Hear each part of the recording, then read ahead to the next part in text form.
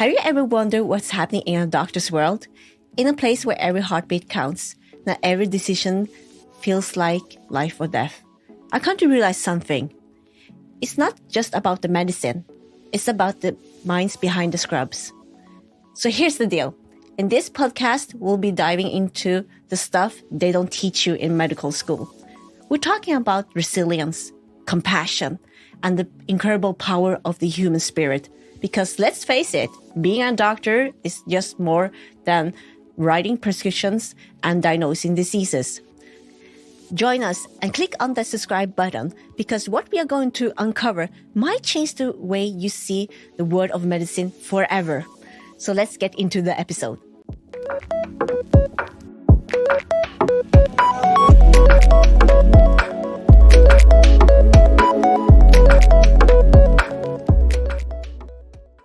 Hello and welcome to today's episode of Minds Over Scrubs. As always, I have my cardiology sidekick, Ifi Tihu, with me so I can feel safe and secure during this episode.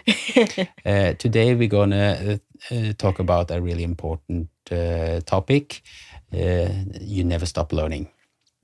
And to start off, I just want to tell you about one of my first mentors when I was done with my first year at the hospital, and he told me that I have now been working for 40 years, he said. He was a cardiologist, and I had one issue every time with me, and that was I need to learn 3 new things every day for it to have been a good day. And I try to take that with me, no matter small or big things, but you need to learn 3 new things because you're never finished learning. Yeah. So what do you think about that? I think it's a really good piece of advice. I also follow this rule. My boss actually recommended to me because he was like, every day you need to learn at least 3 new things. And in this case, it was because I was struggling with some of the medications and in cardiology, and then he was telling me, Ifi, today you learned 3 new things, and I was like, yeah, and he told me, and these are the main rules you should have every day. You learn 3 new things. It doesn't have to be big or small, like you said. And in this case, it was about medications, and those medications really stuck with me in my head, and now I know know more about these medications, and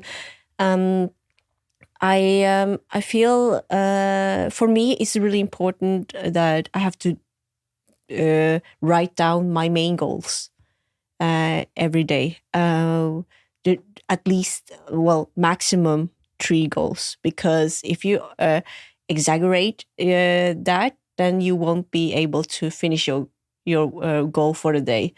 So I do have a mantra in my life, like I have to learn at least 3 new things, but for every day I have to have 3 goals. And these 3 goals could be different. It doesn't have to do with medical stuff. It could be like, I have to exercise, first one. Second one, I have to finish one of my social media posts, for example. And the third one could be, I have to drink at least 1 liter of water, for example. So those are the way I do it for my day, to actually learn something new things every day, and also improving myself. So that's how I'm doing it. But do you have some other inspirational, motivations that you would share, Eirik? No, I'm just kidding. But I agree with you. I think that it's smart to write things down, your 3 goals or 3 motivations or whatever, because it's a little bit like telling a friend or make an appointment with something. It's much harder to not do it if you have written it down or you have made an appointment with a friend, let's say going exercises. If you have a bad day, it's hard to get out of the couch when you're coming home from a long day at work and go exercising. But if you have made an appointment with a friend that we are going to go to a spinning class or whatever, it's really hard to disappoint that friend. It's not that hard to disappoint yourself. And it's the same if you have written it down. It's up there, you can see it. It's much harder to ignore it. So I think that's an important rule, and that's could be something that actually make you do the things you say you are going to do. Yeah. So that's one thing. But for me, the motivation and why I love being a doctor and why I think I have chosen it in the first place is that you are never outlearned. The development in medicine are so fast and so quickly, and the more we learn, the more we see that we don't know. So you are never done learning. And I think that that's make me want to go to my work every day. I meet colleagues, I meet smarter colleagues, I meet patients with new diseases, new symptoms.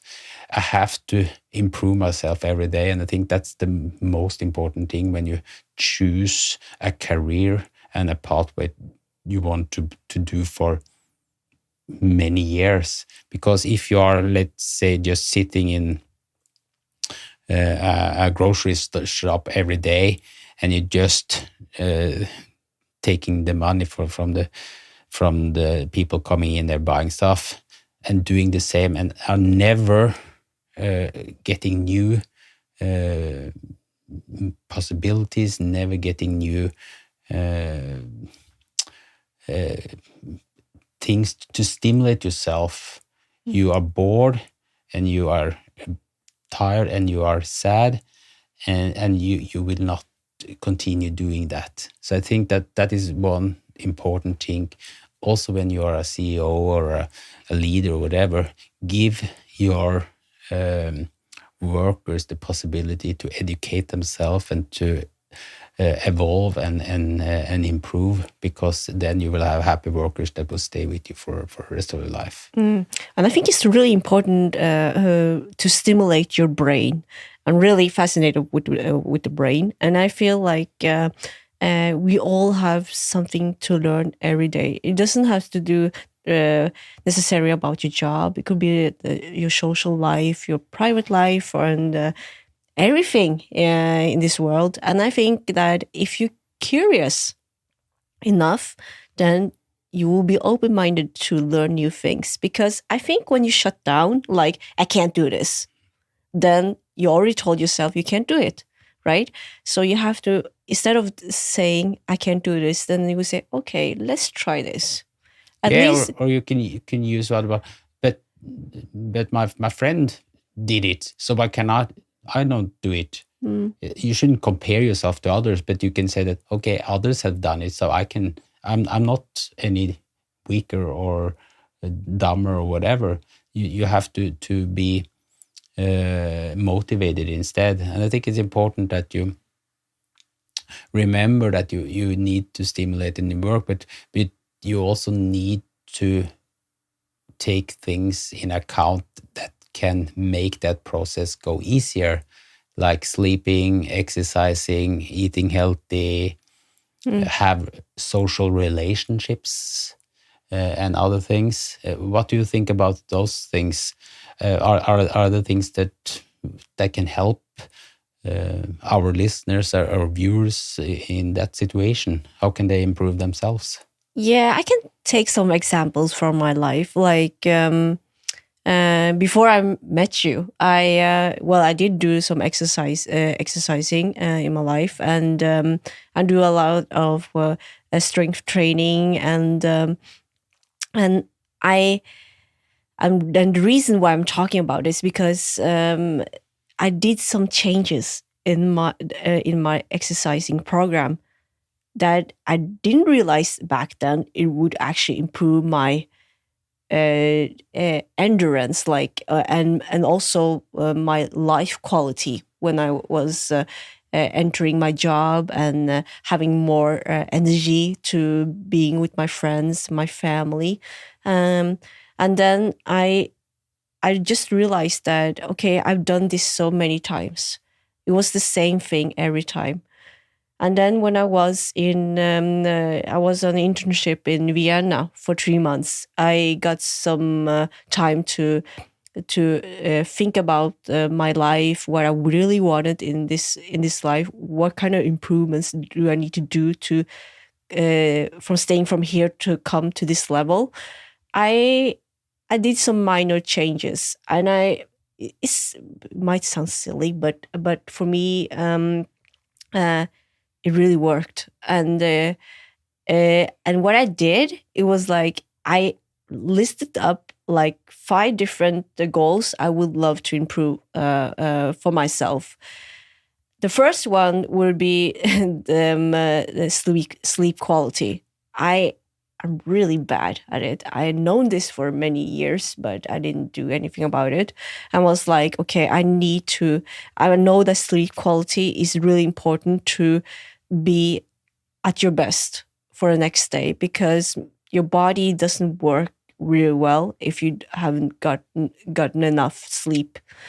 And everybody knows that. But do we want to change the way we sleep, right? And I'm one of those who's been knowing this kind of stuff, but I didn't do anything about it.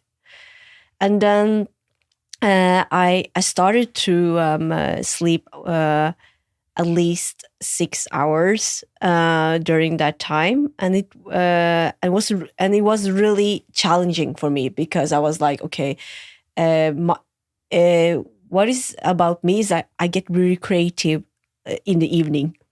And then I start to be doing like, I want to do this, I want to do that.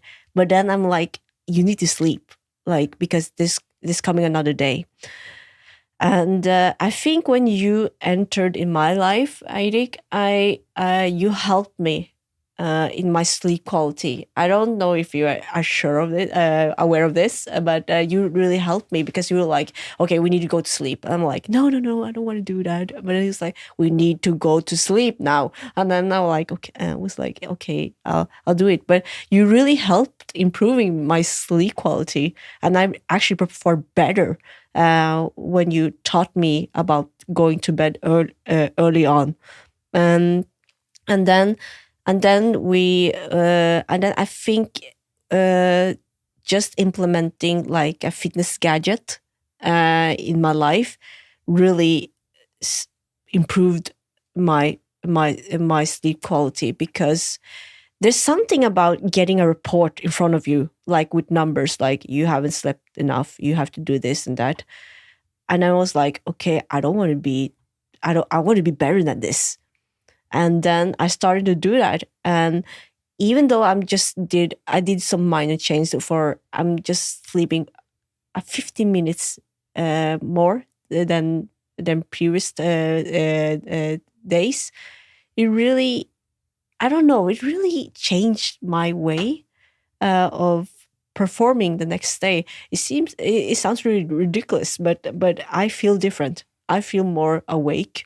I feel more. I'm more ready for the day. I'm not so sleepy. I'm yawning every time, and another factor that really improved my my life quality, and it sounds really stupid in my head, but I've been drinking at least 1.5 liters of water every day, and I didn't actually think about water. Does that going to improve my life quality? But there's a coach that I've been attending to, and she told me you have to do this, and I was like, okay, fine, I'll do it, because when you say something to me like you have to do this, I'm like, okay, I'm going to do this. And then I did it for at least 3 months. And now this is the 4th month. It would be like the 6 months now or something.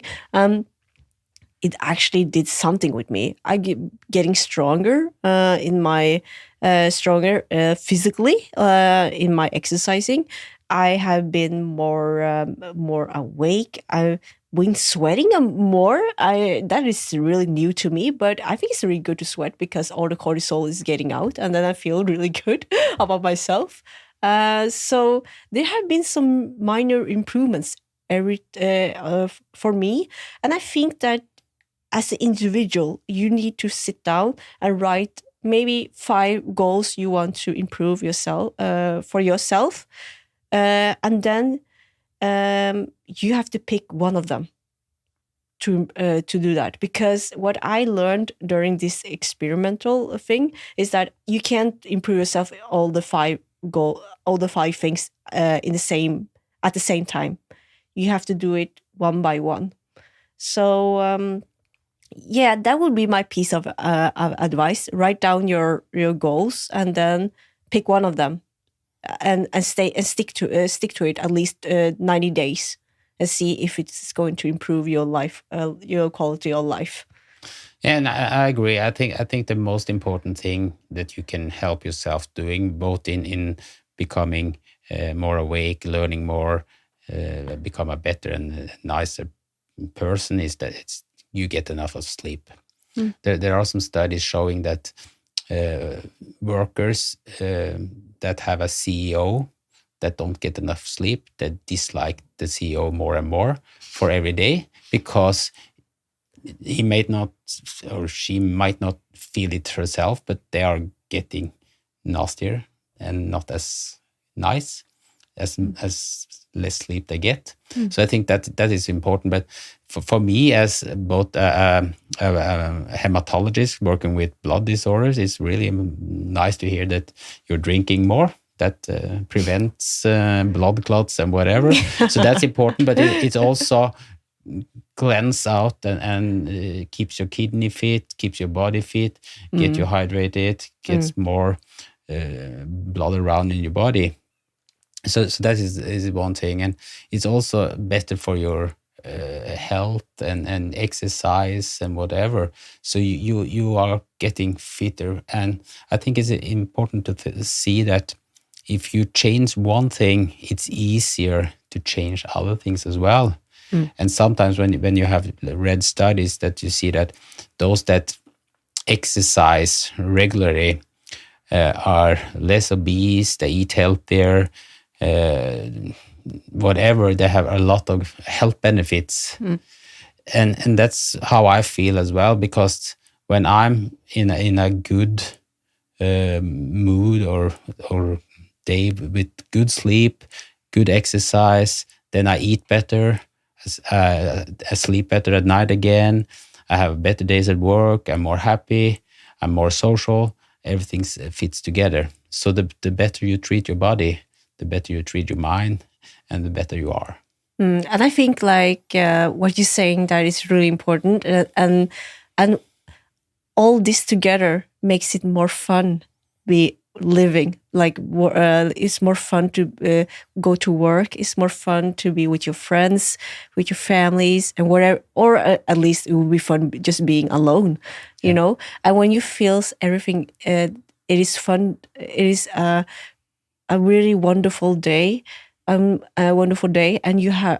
you're having a really happy day. Then you will be also learning. You actually, your brains is capable of learning easier things. Yeah. And I think that it's important that you just don't focus on learning things in your speciality or your field of interest. I think the more open you are for listening to other specialities, other persons, if they have, is it history or is it geography or whatever, it improves your total picture and makes you a better man. That's why I like talking to the patients, not as a patient but as a human being. They telling their stories, what they work with, what they do, what they have experienced, where they have traveled, because I can learn so much more than just how the blood flows through the veins and the heart beats. It's so much more out there which really can improve your life. and you're never too old to learn new things. Yeah, I think it's really, for me, it's like I love learning new things because everyone in this on this planet has something, knows something that I don't know, and I know something they don't know, and I feel like we all can learn something from each other, and I also, it's really stimulating for me as a person to learn to change experiences from others. So in that way, I feel that's also a really good way to personal growth as well, because in reality, people love to be in the comfort zone. We're talking about a lot of comfort zone. It's the zone that you used to be. You feel most comfortable Yeah, in. yes. If you're most comfortable, you know what's going to happen. But when we step out of that comfort zone, that's when you don't know what's going to happen, and that's when people are like, I don't know, I want to be there. I don't want. I should step back to my comfort zone. But I remember when I used to exercise CrossFit back then, because in CrossFit you doing high intensity workouts and you do a lot of exercises you don't actually know. Maybe you don't like the exercises, and some others you love it, and they have the wood day, who would be the workout of the day, and they would sometimes it would be like, today you will be doing these kind of exercises, and one of the exercises I don't actually like is but I love it now, but it would be burpees. It's like doing push up and then you have to get up and jump. That would be a burpee. And then it was like, oh my god, are we going to do that? And then but eventually when you do this exercise many times enough, it will be a part of your comfort zone. And then today, for me, it was like I like doing burpees. It's not a hateful exercise that it used to be before. So I think the learning point here is that when you challenge your comfort zone and you do it many times, it will be part of your comfort zone, and then you will eventually grow that comfort zone to a bigger one, and that's the beauty of it. Yeah, you push your body to get better. And as me as a personal trainer, I used to have a lot of marathon runners asking me for help, because even though they run marathon several times a year and they work out 5 times a week, they still get really out of breath when they go up to the 4th floor with 2 grocery bags. And that's why they always run in the same pace. So they never push themselves. So I said, do some intervals, get out of the comfort zone, push yourself, and then you will get better, because we get really good at what we do. And if we never challenge those routines, we never improve ourselves. So I think that's important. But another thing about learning and getting new information is that today's society, when we have social media, we have Google, whatever, you also have to be a little bit critical. I think you don't have to trust and take everything that is written on the internet for the truth. I think it's important to remember that as well, that, for instance, artificial intelligence and ChatGPT is not the answer to everything, because it's not made to give you the correct answer. It's made to give you the most convincing answer. So it might not be true, everything it says. And I think that you need to have a critical mind as well, so you don't take everything for good fish. Yeah, absolutely. And I think like the artificial intelligence is a really hot topic, and when we actually talking about you never stop learning, it's about the artificial intelligence as well. I've seen like, I know that artificial intelligence is going to stay here. It's going to be part of our lives, and also part of in the medical world as well. And I think it's really important that when we're talking about you never stop learning, it's really important that you're open-minded to artificial intelligence. Yeah. Because but do you think it will take over our job? No, I don't think so. Because, well, that's my opinion though, but I don't think so, because we need the doctors, we need the human beings, because you can't replace artificial intelligence with us as a human being. I personally would love to go to a doctor that is a human being, a human, you know. You need the social interactions. Yeah, I think our minds is going to be like, I don't know, our brains are going to die if somehow die if you don't have this social interaction. And I also think that we're going to be more prone to be sad, more unhappy in life if we don't have these social interactions. We know that there's a lot of studies showing that you need these social interactions. I have a story about that, because I lived in Denmark for many years, and for some years ago, one of the top politicians, he said that you could save a lot of money in the different communities if you stopped using cleaning personnel for the elderly. You could use the robots instead. And then economic student, he calculated and found out that if the government in Denmark had robots instead of the cleaning personnel there, they would save 5 million Danish crowns a year.